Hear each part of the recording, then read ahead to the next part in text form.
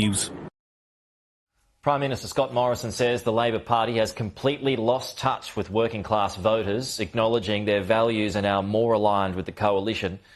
In an interview with the Australian newspaper this morning, Mr Morrison flagged a push to focus on voters in long-held Labor seats ahead of the next federal election. He said Labor had made lower and middle-income earners feel like victims of the system for too long. There are serious questions around Labor's ability to connect with voters following the Nationals' emphatic win in the New South Wales Upper Hunter on Saturday. New South Wales Labor leader Jodie McKay conceded Labor's messaging didn't cut through. Well, joining me live now is Labor MP Joel Fitzgibbon, live out of Canberra. Joel, good to see you. Thanks for your time this morning. So why are things not going well in places like the Hunter, but going superbly in states such as Queensland and WA, resource-rich states? He's got plenty of front, Scott Morrison, doesn't he, Pete? He's spent his whole political life working against working people. The most recent example was his vote here in the Parliament, or not his vote, his legislation to override the court's support for coal miners on the issue of casualisation and labour hire. But we had a terrible vote on Saturday, Pete. Yes, Mark McGowan did very well under the Labor ban, but it was more about Mark McGowan than it was about Labor with respect to COVID. Anastasia Palaszczuk did very well not all that long ago in Queensland because she was able to demonstrate that they had a progressive suite of policies, but at the same time she got out to the regions and announced a big new $2 billion coal mining approval. She got to the gas projects and talked about the skills courses in TAFE for the resources sector. We need to be able to appeal to a broad coalition of people, Pete. But what people were telling us on the polling booths in the Upper Hunter on Saturday was that, you know, we support the coal mining. You say you support the coal mining industry, but we don't believe you. Are you going to lose your seat, Joel? Well, like every member of Parliament, Pete, I'm vulnerable. We're all vulnerable. None of us have a mortgage on our electorates. But, you know, on Saturday, we got less than half of the primary vote in places like Singleton that I was getting back at the 2016 election, and more than 10% less than I received at that disastrous 2019 election. So it's heading in the wrong direction, Pete. Our brand is in trouble. If we don't heed the warning, we'll go the way of the Kodak brand. We are facing something that looks a little bit like an existential threat here, but it's not too late, Pete. It's not too late for us to turn around and talk at least as much about those who work in the resources sector as we do climate change, to talk as much about those who are aspirational and get up and work hard every day as we do those who necessarily need a hand up. And, of course, we have to take on racism and discrimination in all its forms, but not in a way which sends a signal to people that we're going to undermine their rights, that is, the rights of the overwhelming majority of people who are only doing the right thing. And, you know, people said to me on Saturday, you know, I'm very suspicious. You say, you know, you're supporting the workforce in the Hunter region. You say that. But then on the eve of the election, you tell us that you're not even prepared to support a gas-fired generator in the region. And for them, that was Exhibit A, that we say one thing and do another. So for starters, you know, to stop losing the likes of Hunter and Patterson, you've got to get behind that gas plant. Well, of course we do. It's a gas plant that is capable of being converted to hydrogen when that hydrogen becomes available. It's a gas plant which will put downward pressure on energy prices. It's a gas plant that will keep Tomago aluminium operating. It was shut down 3 times, Pete, a fortnight ago because the energy wasn't available. How disastrous that could have been. So why wouldn't the Labor Party's recently updated national platform expresses strong support for the coal mining and gas industries. If we could just stick to what we agree at these national conferences, then we would be better placed. Can you guarantee that you'll be running for Labor at the next election? Pete, I've been here I've been in the Parliament 25 years. And I'm happy to put modesty aside and say that I was very warmly received on the polling booths on Saturday, despite what they were saying about some of our policy positions. I have the advantages of incumbency. I think that I'm in a strong position in Hunter. But what I've said many times, that I've been here 25 years and spent 6 in government. I believe the Australian people need a Labor government from time to time, and I want to deliver one.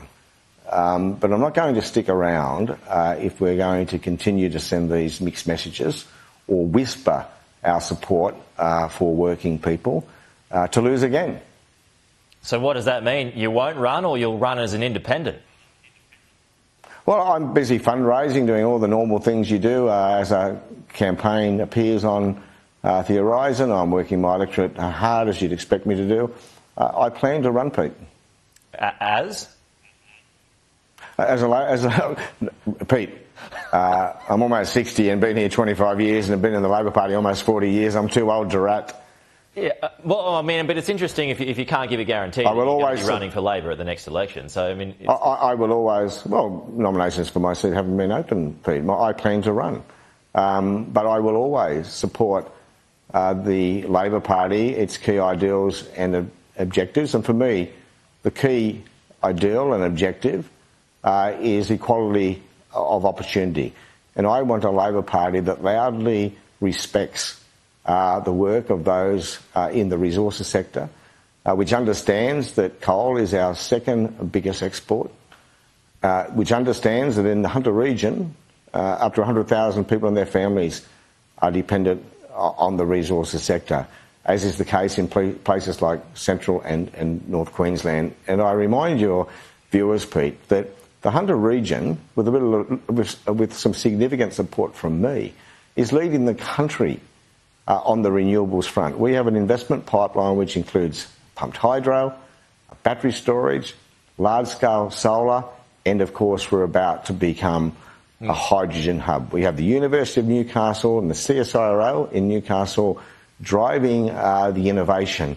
But Pete, 65% of electricity grid remains coal. And that electricity generation transition will be a determined but slow one. But the coal export industry, Pete, will be strong for decades to come. As we speak, they're building coal-fired generators in Asia everywhere, in big number. And we've got the cleanest and most efficient coal in the world, and we will keep selling it to those Asian markets for many, many, many years to come. So when John Barilaro proposed on the weekend that you may well run, or you could run as an independent, has he got a point? Is he right? Pete. Well, John Barilaro playing politics. Of course, you'd expect him to say that. I will not be running as an independent. I'll be either running as a Labor candidate or not running at all. But at this stage, I plan to run. Okay. Well, that's quite a threat, isn't it, to not run at all? Well, the alternative is to be untruthful, Pete. I'm telling the truth. Yeah. That I want to run and I plan to run. I'm raising money to run and I'm working like a member who's running. But I have doubt in my mind because I'm not so much concerned about my own electorate. I'm very confident about my own electorate despite the weekend's results. But, I'm very, very keen to ensure that we embrace the people who have deserted us because at the moment, they're very sceptical of us, if not suspicious. And again, announcing our opposition to a big gas generation project in the Hunter region wasn't very smart and only reinforces their suspicion of us. But that also it gives us, or it gives me an idea that you feel like you can't win if that's your mindset, if you're not fully behind it. Pete, in northwest Tasmania recently, Labor secured, that's traditional working Labor, a traditional Labor area, we secured 26% of the primary vote. And in Tasmania wide, we secured 28% of the vote on the weekend. Labor got 1 in 5 people. 1 in 5. And 1 in 5 people, and the other 5 found someone else and bagged the Labor Party on the way through to the polling booth because they feel that we've deserted them. Now, it's not just people in the Hunter region. There are plenty of those. And there are people in our capital cities of faith, for example, who feel that we're putting other issues ahead of their own right to worship and to maintain a commitment to their faith. And it's not just about coal mining, but more than anything, it's about safety and health of your family, and of course it's about financial security. And we need to talk about that over and listening to the inner city elites too much. You might say that, Pete. I, of course, couldn't possibly. Joel Fitzgibbon, are out of time, unfortunately, but good to chat. We'll talk to you soon. Always a pleasure, Pete. Australians over the age of 50 may not be guaranteed